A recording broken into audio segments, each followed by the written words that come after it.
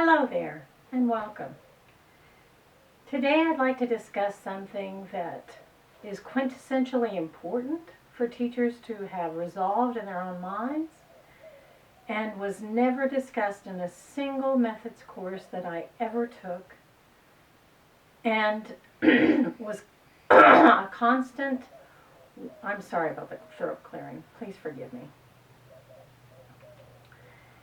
It was a constant issue in the sense that rarely a semester went by when there wasn't some sort of situation surrounding it.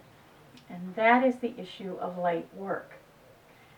But before I discuss late work, I want to discuss an issue of ethics that teachers need to consider. I was indicted by my spirit on this issue when I was a very young teacher. I'd only been teaching 2 years.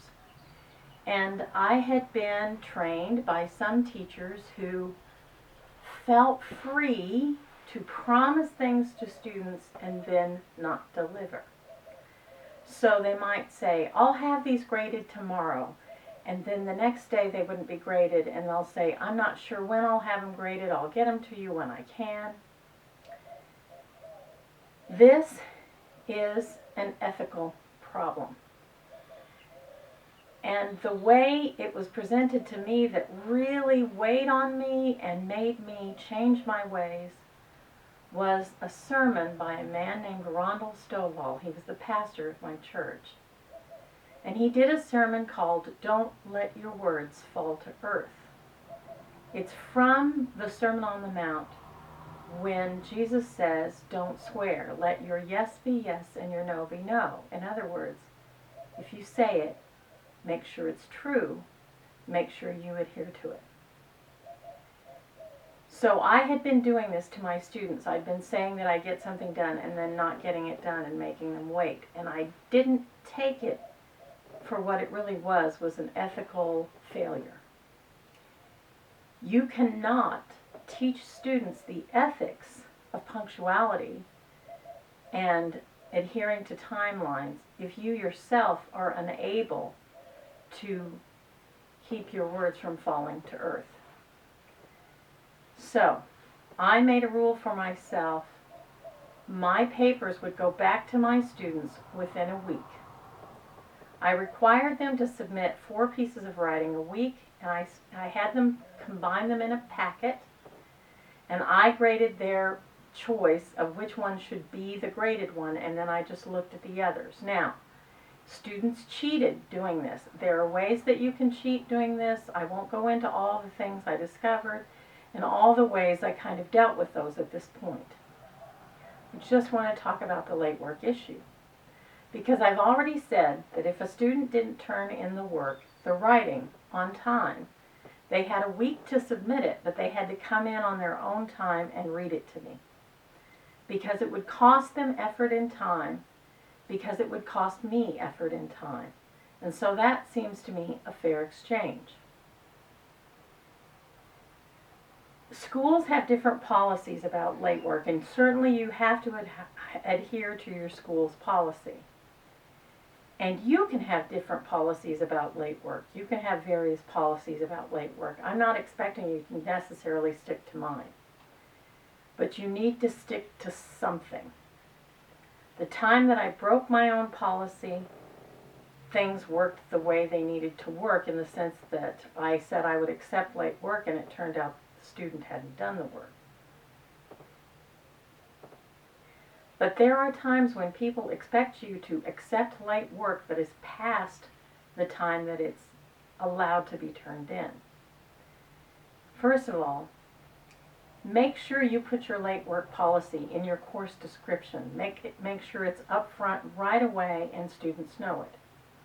Some teachers will go to the point of having students sign this and return it so that they can pull it out if there's ever a dispute. I've never found that very useful because, quite frankly, people will sign something like that and still dispute with you. So, just their tacit agreement to the course description should be sufficient. More importantly, if you decide to subtract points or not accept late work, you must adhere to that for all students.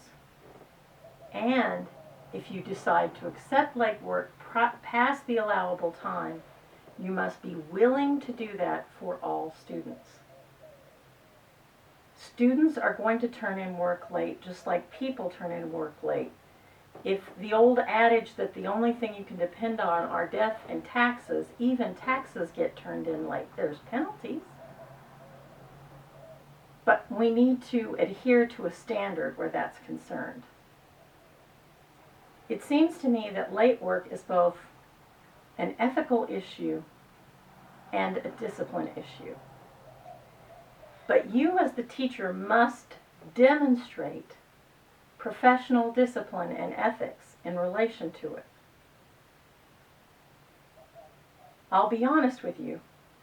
I think history teachers and math teachers get asked to ignore deadlines, time deadlines, more than math and science teachers do. Because math is, generally speaking, a skills-based system, until college, there's no invention in math. It is simply learning to do the steps. Until that time, it is sequential. And therefore, if a student doesn't turn in a piece of work early, turning in late won't help, because the skill that they were supposed to establish with that early work is supposed to assist them in completing later assignments. But courses like English and history, which are content and practice bound, are a little bit different. And so people feel more free, especially to English teachers, to say, well, just let him turn in the late work. He can do it, he just chose not to. The fact that he chose not to means he somehow can't do it. And he didn't have the courage or the discipline to ask for the help needed in order to do it. Late work is something that we forget that we have done ourselves. I myself have turned in things late. I accept that. I have failed to fulfill my obligations to my students at times, but I learned early on to try hard to not do that. I get my taxes in on time. I turn my stuff in on time because I know that it's part of my obligation ethically to do so.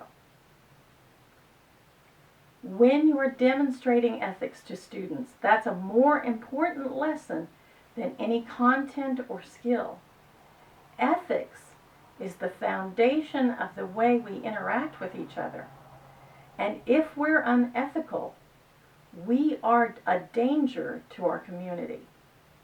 Unethical people hurt others in all sorts of ways that we could list, but I'm not going to. I know this was a serious topic, and I took something that a lot of people take sort of lightly. Oh, it's late work, who cares? And handled it more seriously. But it's because I truly believe that teachers need to resolve within themselves. If I'm going to accept late work at the end of semester, I'm going to accept it from anyone who asks. If I'm not going to accept late work at the end of semester from one, I must not accept it from anyone who asks. I adhere to an ethical and principled standard because that is more important than any simple subject in school.